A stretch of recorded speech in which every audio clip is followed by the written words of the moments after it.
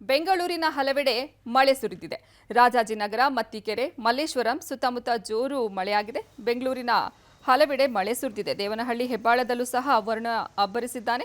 ಇನ್ನು ರಸ್ತೆಯಲ್ಲಿ ಹರಿತಾ ಇರೋ ಮಳೆ ನೀರಿನಿಂದಾಗಿ ವಾಹನ ಸವಾರರು ಪರದಾಟ ಅನುಭವಿಸಬೇಕಾಯಿತು. ಮುಂದಿನ 4 ರಿಂದ 5 ದಿನ ಭಾರೀ ಮಳೆಯ ಮುನ್ಸೂಚನೆಯನ್ನ ಹವಾಮಾನ ಇಲಾಖೆ ನೀಡಿತ್ತು.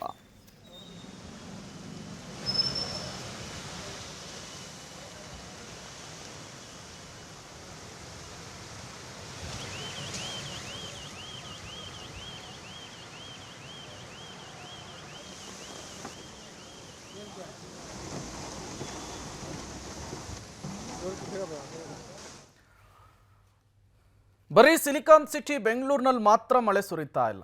ರಾಜ್ಯದ ಹಲವು ಕಡೆಗಳಲ್ಲೂ ಕೂಡ ವರುಣ ಅಬ್ಬರಿಸಿ ಬೊಬ್ಬಿರಿತಾ ಇದ್ದಾನೆ. ಪ್ರಮುಖವಾಗಿ ಸಕ್ಕರೆ ನಾಡು ಮಂಡ್ಯದ ಕೆಆರ್ಪೇಟೆಯಲ್ಲಿ ಧಾರಾಕಾರವಾಗಿ ಮಳೆಯಾಗ್ತಾ ಇದೆ.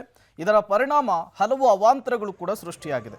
ಇನ್ನು ಕೆಎಸ್ಆರ್ಟಿಸಿ ಬಸ್ ನಿಲ್ದಾಣಕ್ಕೆ ನೀರು ನುಗ್ಗಿ ಅವಾಂತರವೇ ಸೃಷ್ಟಿಯಾಗಿದೆ. ಬಸ್ ನಿಲ್ದಾಣ ಸಂಪೂರ್ಣವಾಗಿ ಜಲಾವೃತವಾಗಿದೆ.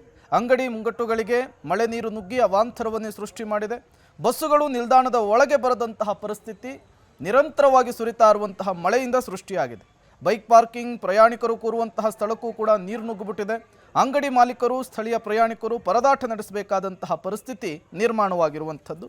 ಇದು ಸಕ್ಕರೆ ನಾಡು ಮಂಡ್ಯದಲ್ಲಿ ಧಾರಾಕಾರವಾಗಿ ಸುರಿದಂತಹ ಮಳೆ ಸೃಷ್ಟಿ ಮಾಡಿರುವಂತಹ ಅವಾಂತರ. ನೀವು ಕೂಡ ವಿಜುವಲ್ಸ್ನ ಗಮನಿಸ್ತಾ ಇದ್ದೀರಿ. ಇಡೀ ಬಸ್ ನಿಲ್ದಾಣವೇ ಕೆರೆಯಂತೆ ಭಾಸವಾಗ್ತಾ ಇದೆ. ಬೈಕುಗಳು, ಕಾರುಗಳು ಮಳೆ ನೀರಿನಲ್ಲಿಯೇ ನಿಂತಿರುವಂತಹ ವಿಜುವಲ್ಸ್ ಅನ್ನು ಕೂಡ ಗಮನಿಸ್ತಾ ಇದ್ದೀರಿ. ಸಹಜವಾಗಿಯೇ ಪ್ರಯಾಣಿಕರಿಗೆ ಈ ಮಳೆ ಅಡಚಣೆಯನ್ನು ಉಂಟು ಮಾಡಿದೆ.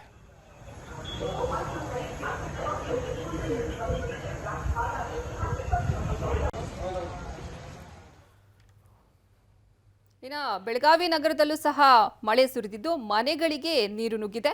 ಬೆಳಗಾವಿ ತಾಲೂಕಿನ ಹಲಗ ಬಸ್ತುವಾಡ ಗ್ರಾಮದಲ್ಲಿ ಮಳೆರಾಯನ ಅವಾಂತರ ಸೃಷ್ಟಿಯಾಗಿದೆ.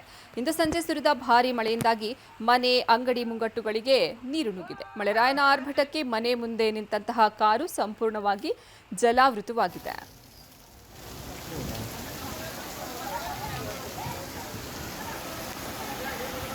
पंचायतीच्या कामामुळे पाणी घरात घुसतंय.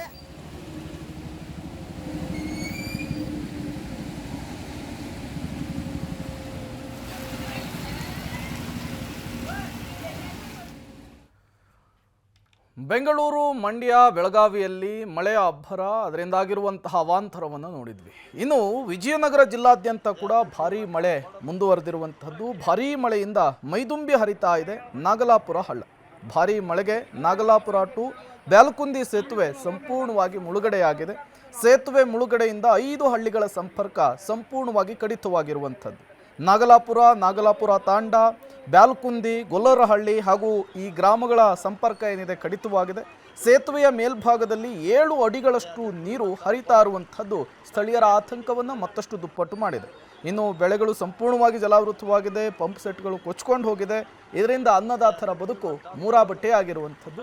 ಇನ್ನೂ 4 ರಿಂದ 5 ದಿನಗಳ ಕಾಲ ಇದೇ ರೀತಿಯ ಸತತ ಮಳೆ ಸುರಿಯುವಂತಹ ಮುನ್ಸೂಚನೆಯನ್ನು ಹವಾಮಾನ ಇಲಾಖೆ ಕೊಟ್ಟಿರೋದ್ರಿಂದ ಸಹಜವಾಗಿಯೇ ವಿಜಯನಗರದ ಜಿಲ್ಲೆಯಲ್ಲಿ ಈಗ ಜನರು ಆತಂಕಕ್ಕೆ ಸಿಲುಕಿಕೊಳ್ಬೇಕಾದಂತಹ ಪರಿಸ್ಥಿತಿ ನಿರ್ಮಾಣವಾಗಿದೆ. ಮಳೆಯ ಅಬ್ಬರ, ಅದರಿಂದ ಆಗ್ತಾ ಇರುವಂತಹ ಅವಾಂತರವನ್ನು ನೀವು ಗಮನಿಸ್ತಾ ಇದ್ದೀರಿ. ಇದು ವಿಜಯನಗರ ಜಿಲ್ಲೆಯಲ್ಲಿ ಧಾರಾಕಾರವಾಗಿ ಸುರಿದಿರುವಂತಹ ಮಳೆ ಸೃಷ್ಟಿ ಮಾಡಿರುವಂತಹ ಅವಾಂತರ.